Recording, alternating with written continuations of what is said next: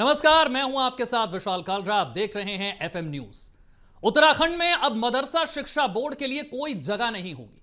Cabinet बैठक में धामी सरकार ने एक बहुत बड़ा फैसला लिया है कि 1 जुलाई 2026 से उत्तराखंड मदरसा शिक्षा बोर्ड और उससे जुड़े हुए अरबी फारसी मदरसा मान्यता नियम 2019 को भंग करके मदरसा बोर्ड की जगह अब उत्तराखंड अल्पसंख्यक शिक्षा प्राधिकरण का गठन होने जा रहा है, जो राज्य में सभी अल्पसंख्यक शैक्षिक संस्थानों की मान्यता और निगरानी करने का काम करेगा।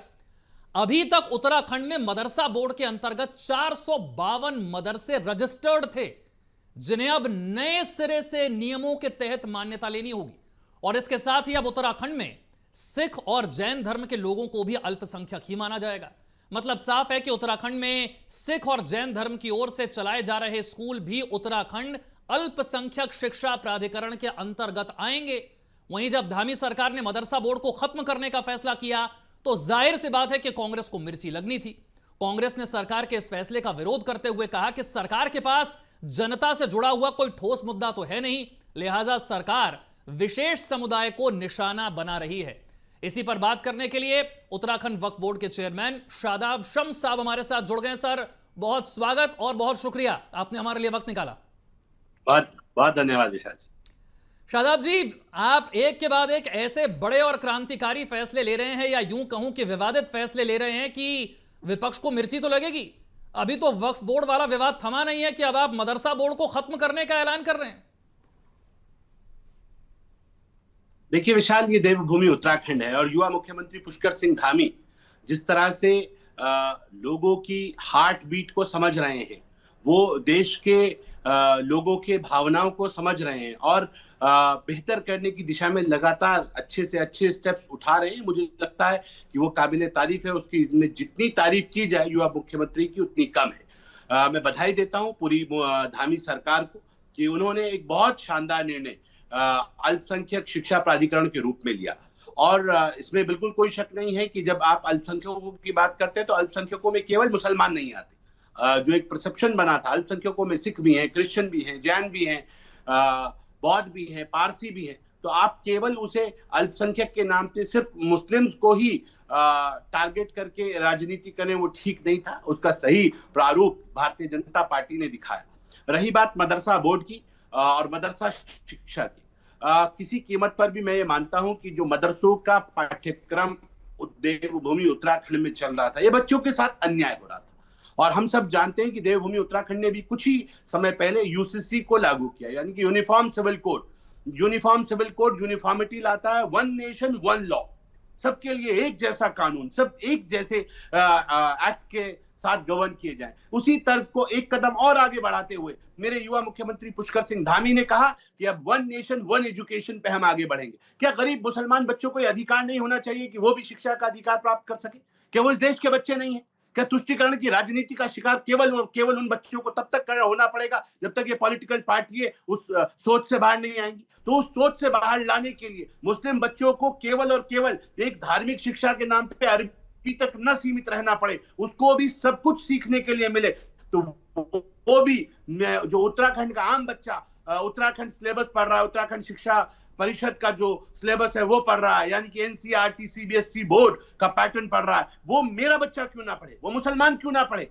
और पिछले 25 साल का उत्तराखंड हुआ, मदरसा बोर्ड को तो मान्यता नहीं थी। ये तो सिर्फ राजनीति का एक अड्डा बन के रह गया था कि मौलाना सेटिंग गेटिंग करे, पैसा आए, पैसा लुटाओ, कहां जा रहा है कोई हिसाब किताब नहीं, बच्चों की स्कॉलरशिप खाई जा रही थी। तो उस तमाम भ्रष्टाचार पर रोक लगाने के लिए मजबूत कदम उठाया है। और मैं ये कह सकता हूं कि मदरसा बोर्ड जो ये था, इसको यहाँ प्रदेश के अंदर मान्यता नहीं थी, इसको समकक्षता नहीं थी 25 वर्षों में। तो कांग्रेस जो आपा पीट रही है, ये भी केवल राजनीति करती है। वैसे ऊपर से दर्द तो दिखाती है, लेकिन अंदर से मुसलमान बच्चों को केवल एक लैंग्वेज तक, एक मजहबी तालीम तक सीमित रखना चाहती है। कहीं वो जागरूक ना हो जाए, पढ़ लिख ना जाए, इनकी चुंगल से बाहर ना निकल जाए, उस नेक्सस को तोड़ने का काम मेरे युवा मुख्यमंत्री ने किया। और मैं बधाई देता हूं युवा मुख्यमंत्री को, ये बहुत बड़ा कदम है।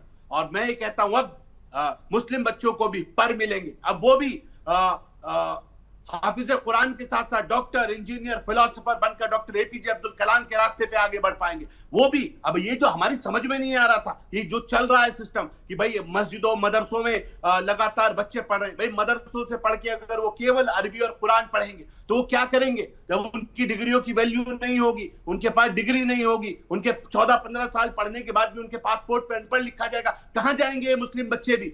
तो क्या करेंगे? उनके पास कोई ऑप्शन नहीं होगा, या तो मदरसे खोलेंगे या वो मस्जिदें बनाएंगे, और मस्जिद और मदरसे ही खोलवाने हैं इनसे, इनको मुख्य धारा में नहीं जुड़ना है। यही कांग्रेस चाहती थी। उसके तमाम बड़े षड्यंत्रों का पटाक्षेप किया गया है और उसके षड्यंत्रों पे बड़ा वार है। इससे देश ताकतवर बनेगा, देश आगे बढ़ेगा, देश का युवा देश को समझेगा। और मैं ये कहता हूं कि एनसीईआरटी जो उत्तराखंड का सिलेबस है उसमें श्री राम भी हैं, श्री कृष्ण भी हैं, भगवान बुद्ध भी हैं, भगवान महावीर भी हैं, उसके अंदर यीशु मसीह भी हैं, बाबा गुरु नानक देव भी हैं। तो कितना अच्छा लगेगा मेरा बच्चा सब कुछ पढ़े, और सब कुछ के पढ़ने के बाद वो अपने कुरान को भी पढ़े, और अशहदु अल्ला इलाहा इल्लल्लाह के मानने वाला कुरान को हिफ्ज करे। हमें कोई दिक्कत नहीं। हम तो चाहते हैं गुरुकुल में बच्चा पढ़ाई के बाद वेद और कुरान पढ़े, मदरसों में आफ्टर सेकेंड हाफ में वो कुरान पढ़े, कोई बाइबल पढ़े, कोई दिक्कत नहीं है। अपने अपने धर्मों को मानो, धर्म सब अच्छा सिखाते हैं, लेकिन बेसिक जो शिक्षा का अधिकार है, जो मेरा बच्चा उससे वंचित हो रहा था,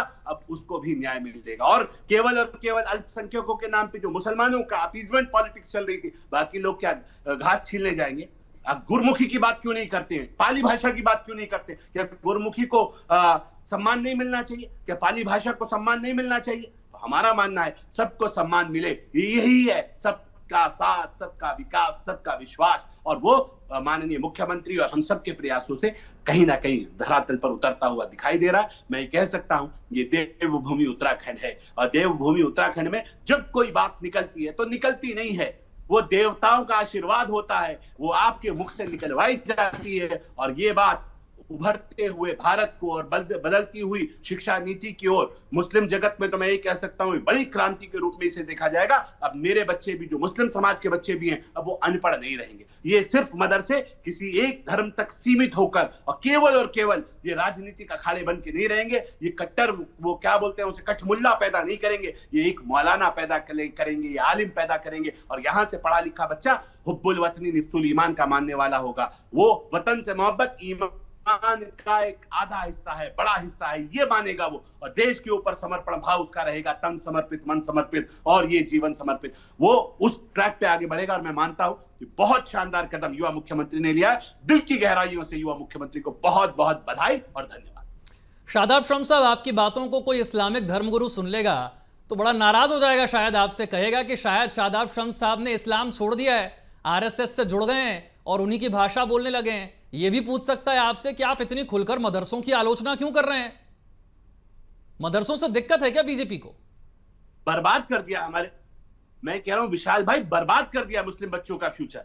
मदरसे में गरीब बच्चा जाता है पढ़ने के लिए, हमें कुरान से कोई दिक्कत नहीं, हमें मुसलमान हाफिज कुरान से दिक्कत नहीं है। आप बताइए, 2 साल का हिफ्ज के बाद जब बच्चा 2 साल की किरात करता है, फिर उस 2 साल की किरात के बाद वो 5 साल का मौलवी, फिर 5 साल का मुफ्ती, और उसके बाद मदरसा बोर्ड से पढ़ने के बाद वो जो मदरसा बोर्ड के कोर्स थे, तैतानिया, दोम, शोम, तैतानिया, फोकानिया, पंजुम, मुंशी, मौलिम, मौलवी, मुंशी, कहां लेके जाओगे भाई?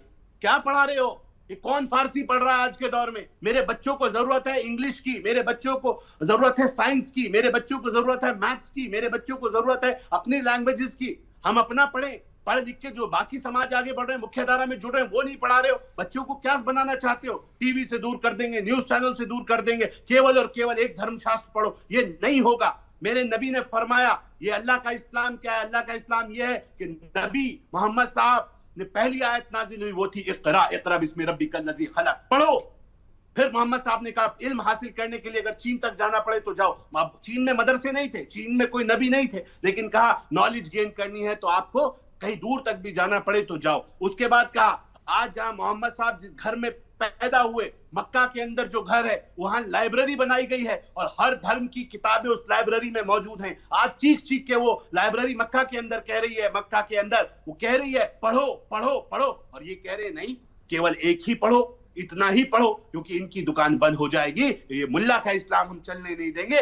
अल्लाह का इस्लाम चलेगा, मुस्लिम बच्चों को सही ट्रैक पे लाएंगे और उनको राष्ट्रवादी विचारधारा से जोड़ते हुए डॉक्टर एपीजे अब्दुल कलाम के रास्ते पे आगे बढ़ाएंगे। हम सैन्य धाम भी हैं, हमारे बच्चे भी देश के ऊपर अपना समर्पण भाव दिखाएं और इसलिए हम तो इस लाइन के ऊपर आगे बढ़ रहे हैं कि ये जो मुख्यमंत्री ने निर्णय लिया है ये ऐतिहासिक निर्णय है और मैं इस ऐतिहासिक निर्णय की जितनी सराहना, जितनी प्रशंसा करूं उतना कम है। हाँ, वो लोग जो ये चाहते थे कि मुसलमान, अनपढ़ मुसलमान, कम पढ़ा लिखा मुसलमान जो उनका वोट बैंक बना रहे, हाँ उनके पेट में दर्द जरूर हो रहा है। उनके पेट में दर्द इसलिए है, उनको लगता है ये अगर अनपढ़ रहेंगे, केवल एक धर्म, एक जाति, एक एजुकेशन तक सीमित रहेंगे तो ये हमारे बहकावे में आते रहेंगे। अगर वो सब कुछ पढ़ गया और वो सही इस्लाम को अनुवाद के साथ जान गया कुरान को, तो फिर वो हमारे बहकावे में नहीं आएगा, वो किसी का दिल नहीं दुखाएगा, वो किसी को तकलीफ नहीं पहुंचाएगा, वो किसी को परेशान नहीं करेगा। जब वो अच्छा मुसलमान बन जाएगा, मुसलमान कहते हैं मुकम्मल ईमान वाला, वो व्यक्ति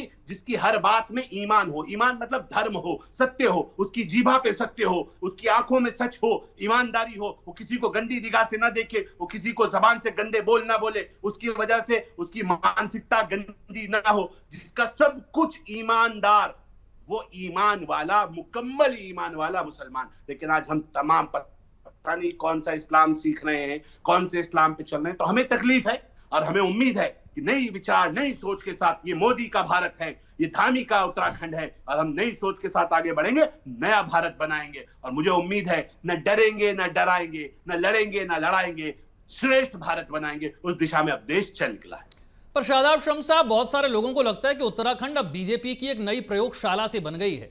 समान नागरिक संहिता यूसीसी की बात आप करते तो पूरे देश में है, लेकिन लाने की हिम्मत आप सबसे पहले उत्तराखंड में करते हैं। आप वक्फ बोर्ड के चेयरमैन हैं, पूरे देश में वक्फ कानून लागू हुआ, आप अकेले ऐसे वक्फ बोर्ड के चेयरमैन हैं पूरे देश में जो खुलकर वक्फ बोर्ड की आलोचना करते हैं। आप भी उत्तराखंड से हैं और मदरसा बोर्ड खत्म करने वाला, कानून लाने वाला भी उत्तराखंड पहला राज्य बन रहा है। ये हो क्या रहा है उत्तराखंड में? कौन सा एक्सपेरिमेंट कर रही है बीजेपी यहां पर?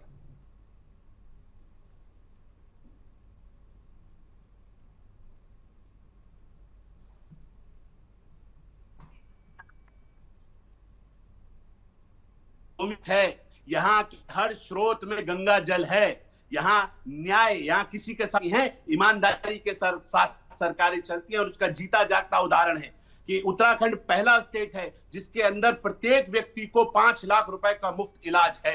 इस प्रदेश के अंदर 14% मुसलमान हैं और हर मुसलमान को मुफ्त इलाज भारतीय जनता पार्टी की मोदी धामी सरकार दे रही है। ये ईमानदारी है इस देवभूमि की कि यहाँ किसी के साथ अन्याय नहीं होता, यहाँ ईमानदारी के साथ आगे बढ़ा जाता है। और इसलिए हम पूरी तरह से आश्वस्त हैं कि जब जब यहाँ कोई बात निकलती है, वो बात निकलती नहीं है, वो निकलवाई जाती है। ये देवभूमि का तप है और देवभूमि में कहा जाता है यहाँ हर कंकर शंकर है, यहाँ देवों का वास है, यहाँ आप अपने आप कुछ नहीं करते, यहाँ तो जो कुछ होता है वो ईश्वर की मर्जी से होता है। हम 150 करोड़ सनातन प्रेमियों की आध्यात्मिक राजधानी है, यहाँ तमाम देवी देवताओं का वास है और इसलिए मेरा मानना है कि यहाँ अन्याय की उम्मीद करना फिजूल है। जो निर्णय यहाँ लिए जा रहे हैं, अगर उन्हें दूरगामी दृष्टि से देखा जाएगा, एक एक निर्णय 24 कैरेट गोल्ड का निकलेगा। आने वाले वक्त में लोग इन्हीं निर्णय की तारीफ करेंगे और लोग कहेंगे कि एक ईमानदार निर्णय था जिससे समाज में बड़े बदलाव की शुरुआत हुई। लेकिन आप एक तरीके से मदरसों को खत्म करने की प्लानिंग कर रहे हैं, ये विपक्ष कह रहा है और उसका कारण वो बता रहे हैं। वो कह रहे हैं कि अब तक जितने 452 रजिस्टर्ड मदरसे थे उनका रजिस्ट्रेशन तो इस नए कानून, नए विधेयक में हो गया खत्म। अब एक नया प्राधिकरण आप बना रहे हैं, फिर नए प्राधिकरण में सारे मदरसों को फिर से अपने आप को रजिस्टर करना होगा और विपक्ष कह रहा है यही आपकी साजिश है। आप ऐसा उनको कागजी खेल में, नियम कानूनों में फंसा देंगे कि वो रजिस्ट्रेशन हो नहीं पाएगा उनका, और जब रजिस्ट्रेशन नहीं हो पाएगा तो अपने आप मदरसे खत्म हो जाएंगे। आप इतना उनको फंसा कर रख देंगे। आप उत्तर प्रदेश में ये चाहते थे, हुआ नहीं, लेकिन उत्तराखंड में आप ये करके दिखा देंगे। क्या आप मदरसे खत्म कर देंगे या जो पुराने रजिस्टर्ड मदरसे थे उनको फिर से रजिस्ट्रेशन में कोई दिक्कत ना है, ऐसा कोई इंतजाम आप करेंगे? प्लानिंग क्या है आपकी? देखिए विशाल भाई, पहली बात तो मदरसे खत्म नहीं हो सकते। मदरसा एक शब्द है अरबी का जिसका हिंदी अनुवाद होता है विद्यालय, इंग्लिश में कहते हैं स्कूल। जब अरब का बच्चा मदरसा जाता है वो कहता है mama I am going to madrasa, it means I am going to school, nothing else. पहली बात तो ये दिमाग में निकाल दिया जाए कि मदरसा कोई अरब से आया हुआ कोई शब्द नहीं है, ये केवल और केवल विद्यालय है, शिक्षा के मंदिर हैं। इस मंदिर में शिक्षा दी जाती है और विद्या दी जाती है, और मुझे लगता है कि ये हमेशा विद्या मिलती रहेगी। इसके कहीं से कहीं तक कोई स्कूल, कोई विद्यालय, कोई मदरसा बंद नहीं होगा। अब सवाल आता है मुस्लिम एजुकेशन का। हमारा मानना है कि जो बच्चा 2 वर्षों में कुरान पढ़ता है, उस 2 वर्षों के सिलेबस को हम 12th तक बच्चे को पढ़ाएं। वो आप हाफिज कुरान बने, कोई दिक्कत किसी को नहीं। दोपहर के बाद से आप मौलाना अपने कुरान का दर्स दें, बच्चों को कुरान पढ़ाएं। मैं भी चाहता हूं कि बच्चे कुरान को पढ़ें, कुरान को समझें और कुरान को सही उसका ट्रांसलेशन के साथ लोगों को समझाएं। एक गुमराह करने वाले लोग, क्योंकि जिनको खुद नहीं आता वो दूसरों को गुमराह करते हैं। मैंने अक्सर कई डिबेट्स में देखा, कई लोग डिस्कशन करते हैं, कई एक्स मुस्लिम भी बोलते हैं कि काफिरों के बारे में कुरान ने ये लिखा है। हाँ, बिल्कुल लिखा है, लेकिन काफिर का मतलब क्या हुआ? क्योंकि इन्हें ये मौलाना भी यही बोलते हैं कि काफिर का मतलब हम मुसलमान बाकी सब काफिर नहीं। काफिर कहते हैं हिंदी में अधर्मी को, और कुफ्र कहते हैं अधर्म को। जो भगवान श्री कृष्ण ने गीता में कहा कि गांडीव उठाओ अर्जुन, अधर्म के खिलाफ धर्म युद्ध है, तो वही कुरान कह रहा है। कुफ्र के खिलाफ हक की लड़ाई को लड़ना है। जहां कुफ्र और हक की बात होती है, उस शब्द का मिस इंटरप्रिटेशन किया हुआ है, उस शब्द का गलत अनुवाद बताते हैं और उसको गुमराह करते हैं, क्योंकि उनको खुद उनकी दुकान इसी पे चल रही है कि दूसरे लोगों को सबको काफिर बताओ और अपने आप अपनी दुकानों को चलाओ। वो जो कठमुल्लाओं ने गुमराह किया गया है आम मुसलमान को, क्योंकि वो कुरान तो पढ़ता है, वो कुरान को बिस्मिल्लाह रहमान रहीम से शुरू तो करता है, लेकिन उसे बिस्मिल्लाह रहमान रहीम का मतलब जिस दिन वो समझ जाएगा, मैं शुरू करता हूं परमपिता परमात्मा के नाम से, प्रारंभ करता हूं परमपिता परमात्मा के नाम से जो बड़ा कृपालु और दयालु है, in the name of Allah the most beneficent and merciful, तब उसको समझ में आएगा वो क्या पढ़ रहा है। ये पढ़ाते कुछ और है, दिखाते कुछ और है, क्योंकि इनकी दुकान नफरतों से चल रही है। उसको सही आईना दिखाना है, अल्लाह के इस्लाम को मनवाना है, इस मुल्ला के इस्लाम को डस्टबिन कर देना है। और मुझे उम्मीद है कि देवभूमि से शुरुआत हो रही है, और देवभूमि, मैं फिर इस बात को कह रहा हूं, सारे रास्ते एक परमपिता परमात्मा के पास जाते हैं, जहां रास्ते अलग अलग हैं। कोई निरंकार की पूजा करता है, कोई साकार की पूजा करता है, सब ईश्वर के मानने वाले हैं। और मैं ये मानता हूं, सबको ये डर है कि जो भी पाप दुनिया में करोगे आपको उसकी सजा मिलेगी, उसके लिए स्वर्ग और नरक है। पर शादाब शम्स साहब, जो बात विपक्ष कह रहा है, तो एक ही तरफ सबको जाना है, इसके अलावा कुछ नहीं। जो बात विपक्ष कह रहा है वो तो खुद ही आपकी जुबान पर आ गई। आप तो चाहते ही हैं कि मदरसों वाले बच्चे श्री राम पढ़ें, श्री कृष्ण पढ़ें, रामायण पढ़ें, गीता पढ़ें। आप यही चाहते हैं क्या? वही तो इस्लामिक धर्म गुरु कह रहे हैं कि अपने धर्म से दूर करके बीजेपी चाहती है कि रामायण पढ़ा दे, गीता पढ़ा दे, रामकृष्ण पढ़ा दें, मोहम्मद ना पढ़ाएं, पैगंबर ना पढ़ाएं, अल्लाह के बारे में ना बताएं। बिल्कुल विशाल भाई, बिल्कुल पढ़ा दें, बिल्कुल सही कह रहे हैं विपक्ष, बिल्कुल पढ़ाएंगे। हम अरब नहीं हैं, हम अफगान नहीं हैं, हम मंगोल नहीं हैं, हम भारतीय हैं। हमारा भारतीय कल्चर श्री राम है, श्री कृष्ण है, क्यों नहीं पढ़ाएंगे? वो भी पढ़ाएंगे, कुरान भी पढ़ाएंगे, मोहम्मद साहब को पढ़ाएंगे, तमाम साहबाओं को पढ़ाएंगे, अशहदु अल्ला इलाहा इल्लल्लाह पे चलना सिखाएंगे, लेकिन श्री राम को भी आत्मसात कराएंगे, श्री कृष्ण को भी आत्मसात कराएंगे। अरे हम बाई चॉइस, हमने इस्लाम एक्सेप्ट कर लिया, हम अल्लाह को मानते हैं, ऊपर वाले को हमने अल्लाह के नाम से जाना, हम उसे मान रहे हैं, पूरी ईमानदारी से मानेंगे, अशहदु अल्ला इलाहा इल्लल्लाह पे चलेंगे, मोहम्मदुर रसूलुल्लाह पे चलेंगे। लेकिन इसका मतलब ये नहीं है कि हम भगवान श्री राम को नहीं मानेंगे। वो हमारे पूर्वज हैं, हमारा कल्चर है, हमारी परंपरा, हमारी सभ्यता है। अरब को अरबी पे, अपनी अरबी कल्चर पे नाज है, अंग्रेजों को अपने वेस्टर्न कल्चर पे नाज है, चाइना और मंगोल को अपने कल्चर पे नाज है। मैं भारतीय हूं, मुझे अपने कल्चर पे नाज नहीं होना चाहिए?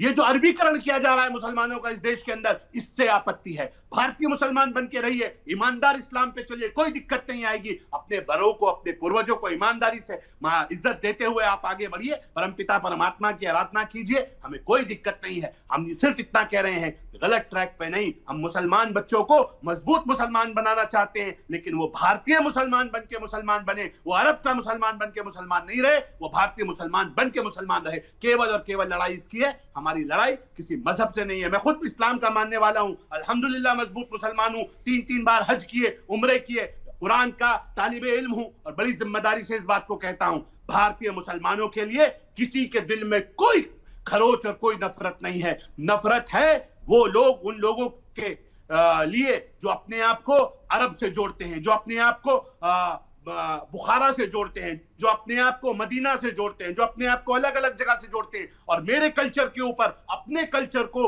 प्रभावी बताते हैं। मैं ये कहता हूं, दूसरे का कल्चर अच्छा है लेकिन मेरा कल्चर को कोई बुरा नहीं कह सकता। मैं भारतीय संस्कृति में पड़ा बला हूं, भारतीय मुसलमान बन के ईमानदारी से आगे आइए, हम सैल्यूट करेंगे, साथ लेके चलेंगे, सबका हाथ पकड़ के आगे बढ़ेंगे। और अगर विश्व गुरु बनना है तो भारत का मुसलमान ऐसा मुसलमान बने कि दुनिया का मुसलमान, अरब का मुसलमान उसे आत्मसात करे कि मुसलमान हो तो हिंदी जैसा। जब आप अरब जाते हैं तो अरब पूछते हैं अंताफी हिंदी, क्या आप हिंदी हैं? हम गर्व से कहते हैं हाँ हिंदी, हिंदी है, हम वतन है हिंदुस्तान हमारा।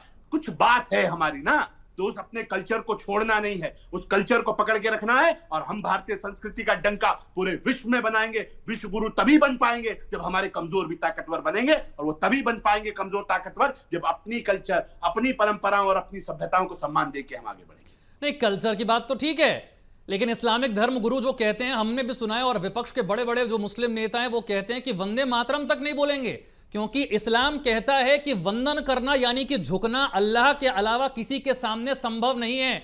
आप तो खुलेआम कह रहे हैं हम राम भी पढ़ाएंगे, कृष्ण भी पढ़ाएंगे, रामायण भी पढ़ाएंगे, गीता भी पढ़ाएंगे, तो कहां से पसंद आएगी ये बात विपक्ष को? तो यही कहेगा आप तो मदरसों को खत्म कर देंगे। फिर जो मदरसे का मूल है, जो उनकी शिक्षा का मूल है, वो तो खत्म हो गया, धर्म का मूल खत्म हो गया। बिल्कुल खत्म नहीं हुआ। और मैं ये कह रहा हूं, हम उनको खुश करने के लिए, वो जो कटमुल्ला बैठे, कट्टर मुल्ला जो बैठे, उनको खुश करने के लिए हम ये नहीं कर रहे। हम अपनी आत्मसंतुष्टि के लिए, उनको सही राह, सरे राह लाने के लिए कर रहे हैं, उनके उज्जवल भविष्य के लिए कर रहे हैं, वो बेहतर इंसान बने, बेहतर मुसलमान बने। और फिर इस बात को मैं दोहरा रहा हूं कि हमारा मकसद किसी के मजहब को ठेस पहुंचाना नहीं है। मैं फिर इस बात को कह रहा हूं, वो हमारे उलेमा, जब मदरसा बोर्ड नहीं था तब भी उलेमा कुरान पढ़ाते थे, तब भी मुसलमान हाफिज कुरान बनते थे, तब भी बड़े बनते थे। लेकिन तब तो ये मदरसा बोर्ड नहीं था, तो तब क्यों बन रहे थे? तो मदरसा बोर्ड के आने से या जाने से कोई फर्क पड़ने वाला नहीं है। हमारे बच्चों को बेसिक एजुकेशन मिले, जो इसलिए दीन में जबर नहीं है, जबरदस्ती नहीं है। आपको सब कुछ पढ़िए, सब कुछ सीखिए, और फिर जो अच्छा लगे उसे फॉलो कीजिए। एक आखिरी सवाल शादाब शम्स साहब, एक आखिरी सवाल मैं पूछना चाहता हूं, क्यों ना शादाब शम्स साहब ऐसा कोई कदम उठाएं कि मदरसों का जो रूप है वो बदल जाए। और कई बार जो ऐसी आवाजें उठती हैं जो सुनकर शायद आपको भी चोट पहुंचती होगी कि कई आतंकवादी मदरसों से निकल रहे हैं, पता नहीं मदरसों में क्या पढ़ाया जाता है। एक मुसलमान होने के नाते हो सकता है आपको भी चोट पहुंचती हो। कभी शादाब शम्स साहब ये नहीं क्यों कहते कि मैं मदरसों की शक्ल बदल कर रख दूंगा और मदरसों से एपीजे अब्दुल कलाम जैसे लोग निकला करेंगे? नहीं, मैंने कहा नहीं, मैंने करके दिखाया है। आप आइए देहरादून में और देखिए, मॉडर्न मदरसा बन के तैयार है लगभग। और हमने कहा है इंग्लिश मीडियम पैटर्न के ऊपर उत्तराखंड शिक्षा परिषद सीबीएसई बोर्ड हम पढ़ाएंगे। और हमने कहा आफ्टर स्कूल कुरान का दर्स दिया जाएगा। हर बच्चा हाफिज कुरान के साथ साथ अब डॉक्टर और इंजीनियर बनेगा। आप हमारा मॉडर्न मदरसा देखेंगे तो स्मार्ट रूम बनाए हैं, बच्चे टाट पे बैठ के नीचे नहीं पढ़ेंगे ठंड में, उनके लिए बेहतर फर्नीचर, मॉडर्न फर्नीचर मंगाया गया है। उनके लिए वो जो एलईडी स्क्रीन होती है, स्मार्ट बोर्ड, वो बनाए गए हैं। अब जो क्वेश्चन आप यहां से पूछेंगे एलईडी स्क्रीन में इंटरनेट उसका जवाब देगा, ग्रॉक से बात कर पाएंगे आप, और आप कोई भी क्वेश्चन पूछेंगे तो उसका आंसर वहां से आएगा। मेरे बच्चे इंग्लिश में भी बात करेंगे, मेरे बच्चे हिंदी में भी बात करेंगे, मेरे बच्चे संस्कृत भी जानेंगे, मेरे बच्चे अरबी भी बोलेंगे। ऐसे बच्चे निकालेंगे जो हिंदुस्तान के भविष्य को चार चांद लगा दे। हमें नफरत वाले लोग नहीं चाहिए, मोहब्बत वाले लोग चाहिए, और इंसानियत का पैगाम देने वाले, मोहब्बत का पैगाम देने वाले, देश पे मर मिटने वाले डॉक्टर एपीजे अब्दुल कलाम साहब के नाम पे हमने उस मदरसे का नाम रखा है, doctor APJ Abdul Kalam modern मदरसा। और हमें उम्मीद है कि इन्हीं मदरसों से डॉक्टर कलाम साहब की तरह मुसलमान निकल के आगे आएंगे और देश के लिए अपना सर्वोच्च न्यौछावर करने के लिए तैयार रहेंगे। यहाँ से ब्रिगेडियर उस्मान निकलेंगे, यहाँ से वीर अब्दुल हमीद निकलेंगे, यहाँ से हनीफुद्दीन निकलेंगे। ऐसे लोग निकालेंगे जो देश के लिए जिएंगे, देश के लिए मरेंगे। वो मुसलमान जिनको पेट में दर्द होता है वंदे मातरम से, ये क्या मौलाना अबुल कलाम आजाद से बड़े मुसलमान हैं? क्या मौलाना मोहम्मद अहमद मदनी से बड़े मुसलमान हैं? बताइए। देश की आजादी के बाद जब वंदे मातरम पार्लियामेंट में, लोकसभा, राज्यसभा में पढ़ा जाता था, उन लोगों को तो कभी आपत्ति नहीं हुई। लेकिन ये नया कल्चर निकल के आया जिसमें लोगों के पेट में दर्द शुरू हो गया और उन लोगों ने ये कहना शुरू कर दिया कि हम इसका बाइकआउट करेंगे। ठीक है, इस्लाम अपनी माँ के चरण छूने की अनुमति नहीं देता। वो कहता है माँ के पैर नहीं छूने, क्योंकि हम एक ईश्वर के मानने वाले हैं। उसे सजदा केवल उसके सामने होगा, लेकिन इसका मतलब ईमान में कोई कमी आने नहीं देंगे, इज्जत के साथ खड़े होंगे और अपने जो राष्ट्रीय गीत है उसके सम्मान में सीना चौड़ा करके मुसलमान खड़े हों, उसकी पूरी इज्जत के साथ उसका सम्मान में खड़े हों। मैं ये कहता हूं वो तारीफ है। वंदना का मतलब इबादत नहीं है, वंदना का मतलब तारीफ है। तारीफ की जाती है और तारीफ पे किसी को अगर मां भारती की तारीफ पे दिक्कत हो रही है तो मुझे लगता है उससे बड़ा बेवकूफ कोई नहीं है। हमने हमेशा से मादरे वतन हिंदुस्तान के नारे लगाए हैं, हमने हमेशा से मां भारती को अपनी मां माना है, इस धरती को अपनी मां माना है और इसी में जिए हैं और इसी की गोद में मरने के बाद सोए हैं। तो जो लोग इस तरह का गुमराह करने की राजनीति करते हैं, अब उनके दिन मुझे लगता है लदने जा रहे हैं। अब मेरे बच्चे सब कुछ पढ़ेंगे और फिर वो सवाल पूछेंगे, जब उनके सवालों का जवाब देना पड़ेगा तो ये तमाम जो कट्टरपंथी ताकतें हैं ये समाप्त हो जाएंगी, मेरा ये मानना है। तो शिक्षा को आप मॉडर्न कर रहे हैं, आधुनिक कर रहे हैं और बहुत बहुत शुभकामनाएं इसके लिए आपको, ताकि एक बेहतर नागरिक उन स्कूलों से, उन मदरसों से बाहर निकल कर आए।